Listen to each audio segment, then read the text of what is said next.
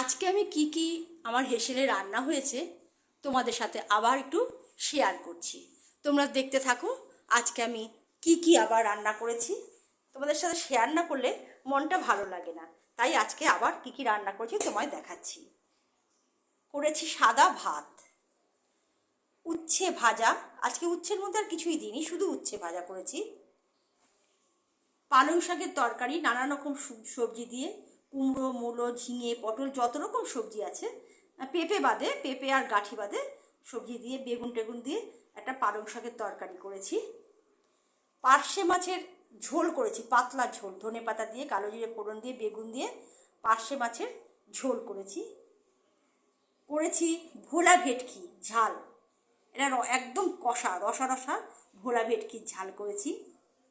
শিমুয়ের পায়েস আর রানাঘাটের বিখ্যাত মিষ্টি। আজকে আমার দুপুরের মেনু এইটুকুই করেছি। তোমরা দেখো আমি ঠিক মতন তোমাদের গুছিয়ে দিতে পারছি কিনা, সাজানোটা ভালো হচ্ছে কিনা জানিও। তোমাদের ভালো লাগলে আমি খুব আনন্দ পাই। তাই এইটুকুই আজকে আমার রান্না। টাটা।